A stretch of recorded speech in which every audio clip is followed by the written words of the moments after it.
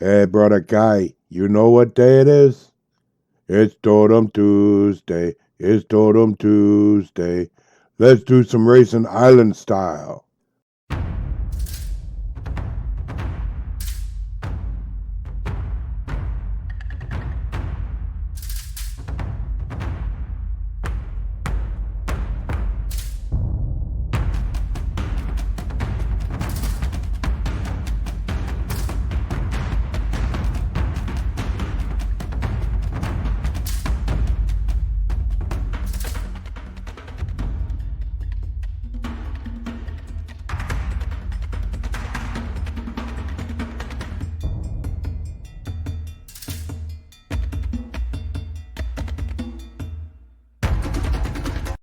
These are the Totem Warz, brother.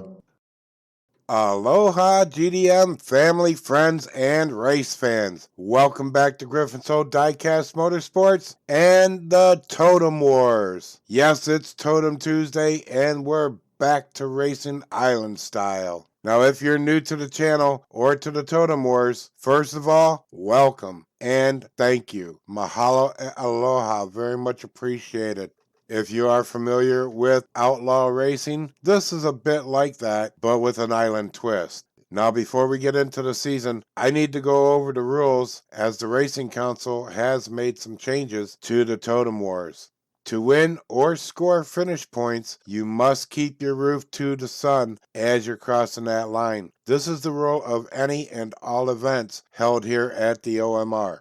You must have at least two wheels in contact with the raceway surface when crossing that finish line in order to score those points or that win. There are two parts to the Totem Wars competition. Part 1 is the qualifying race. Part 2 is the Totem Ranks Challenge. How do you qualify? A challenger has to compete in a best-of-3 race versus one of the Totem Guardians. The cars will be rotated the first 2 laps, and if we need to go to a third race, the car with the fastest lap time will get that inside pole position. If both cars DNF in a race, they will not be reset. You have a maximum of 3 laps. That's all you get. Make the best of it. Okay, here's the first rule change. In a 1-to-1 tie, the challenger is defeated and placed back into the rotation for a future attempt. It used to be the fastest time of those 2 laps would go to the challenger and they would move on to the Totem Drivers Challenge. Not anymore. Challengers must win 2 races versus the Guardian opponent or it's back to the garage. And like I said, if the challenger wins, they can then challenge the Totem Drivers. These are one-and-done races. Starting with the 10th place Totem Driver, the challenger races their way up the totem until they are defeated. Here's a second rule change. The challengers now draw the inside lane versus the Totem Drivers. Season 1 and 2, the challengers were on the outside lane against the Totem Drivers, and while several challengers made their way into the Totem ranks from that outside lane, the Racing Council believes it will be more competitive with the lane switch. In the Totem Challenge, the first car to cross the finish line wins. If both cars fail to cross the finish line, the challenge is over. The challenger will hold the last position 1. The defending driver remains in their original position, and the Totem Wars will continue with the next 2 Totem Drivers. The challenges continue until the number 1 Totem Driver either defends their position or will have a new number 1 Totem Driver.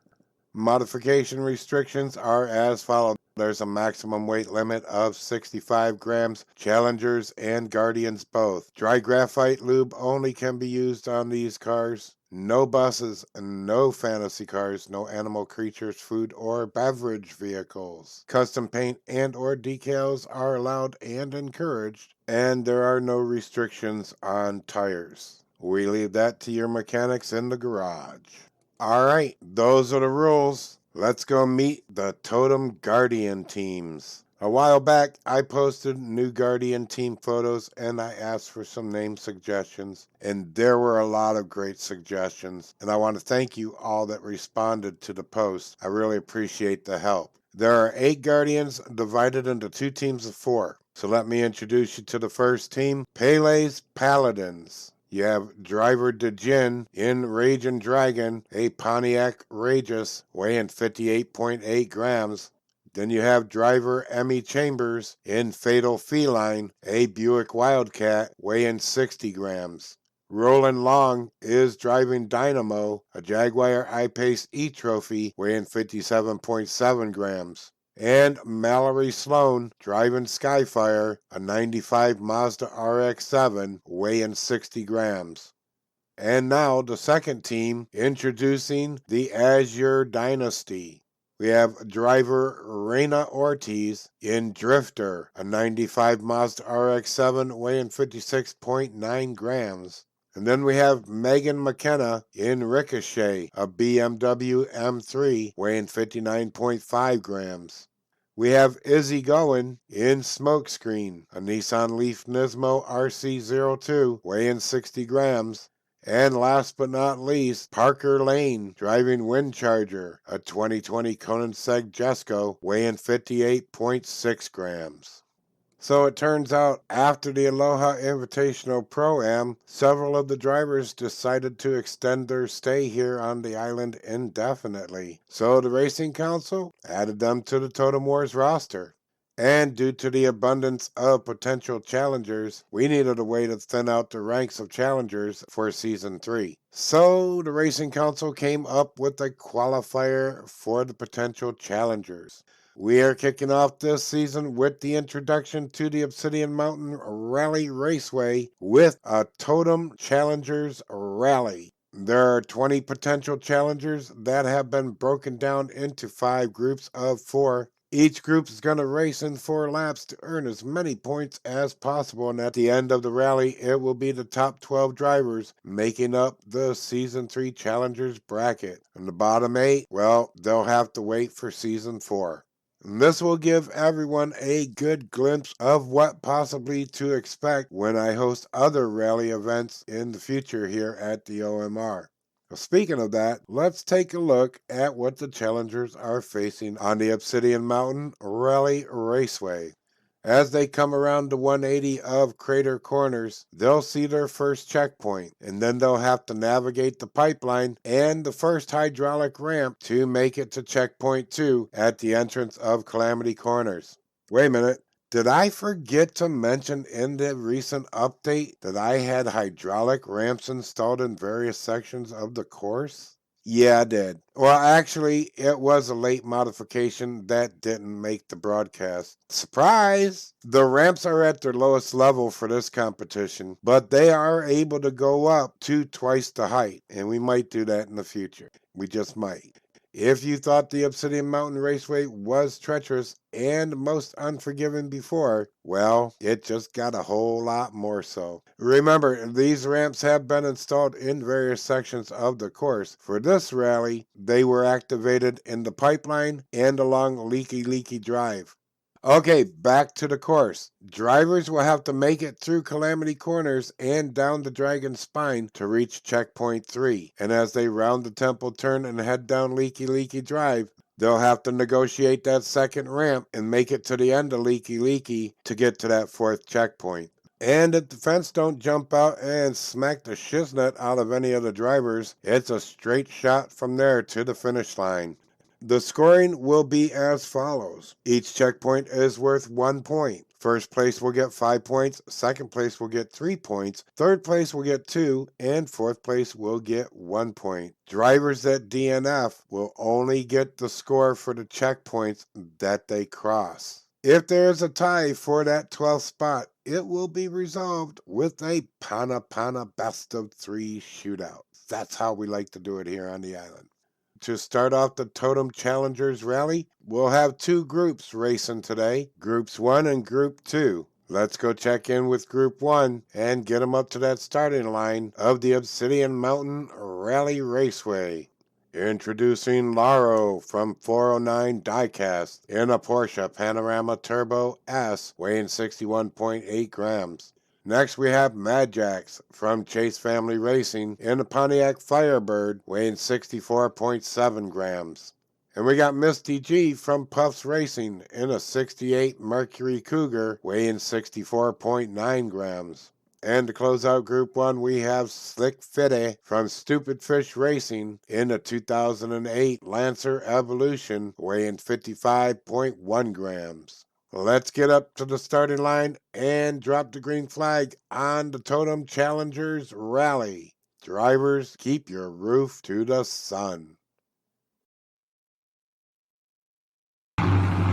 We are back to racing island style. We got Laurel in the P1 position, waiting for that green flag to drop. There it goes, down the divided straight. And it's, whoa, it was Mad Jack going through the new crater corners, but it is Laurel leading them through Calamity corners. Mad Jax gets a little loose back there.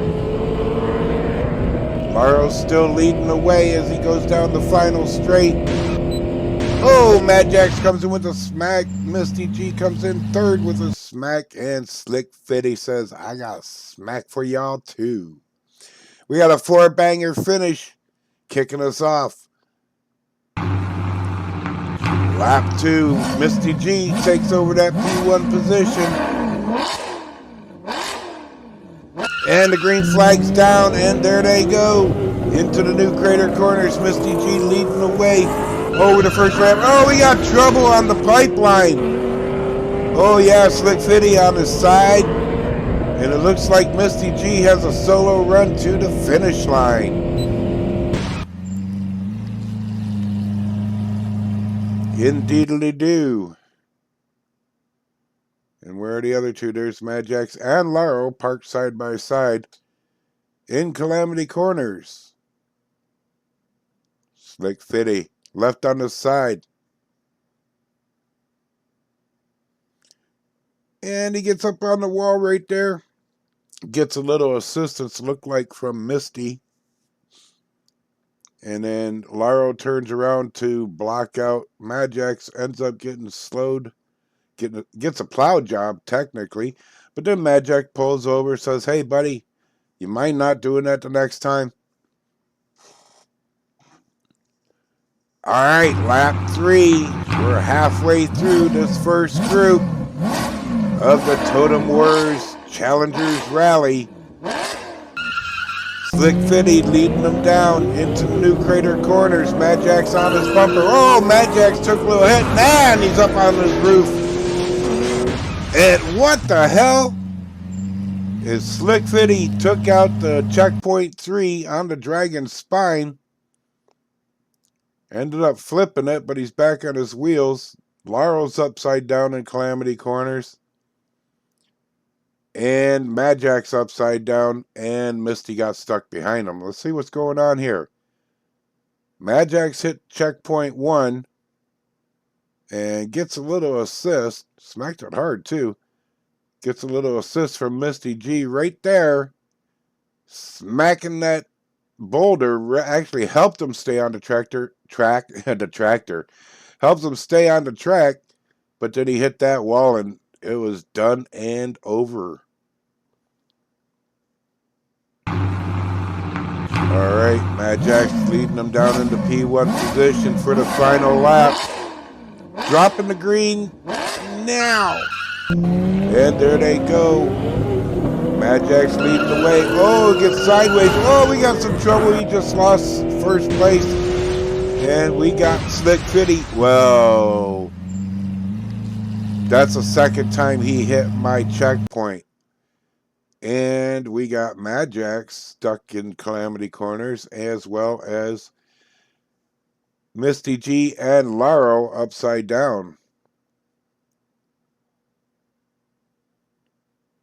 Ooh. That's coming out of your paycheck. Well, technically, you don't get a paycheck. I'll send you a bill for that hit on my checkpoint. Misty G wins the group with 19 points, followed by Laurel with 15.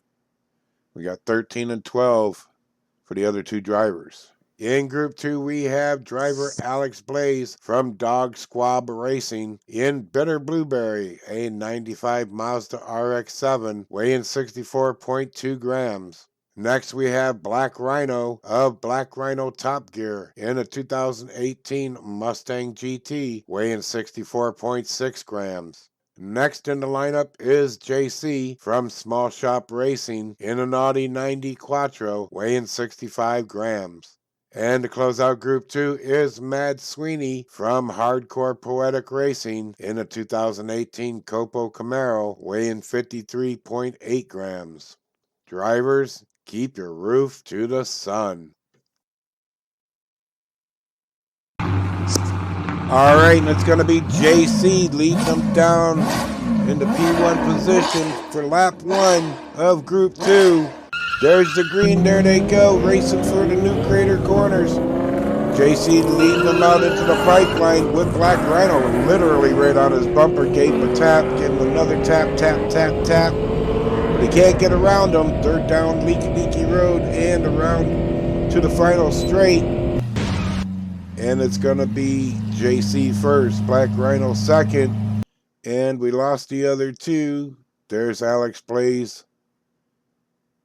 And and there's Mad Sweeney. Both of them will only collect 2. As I ended up stalling out in Calamity Corners. All right, Alex Blaze going to lead him down for this lap. JC moves to the outside. Mad Sweeney and Black Rhino in the back. Here they go. JC takes a little bit of a lead going into Calamity Corner, going into Crater Corners.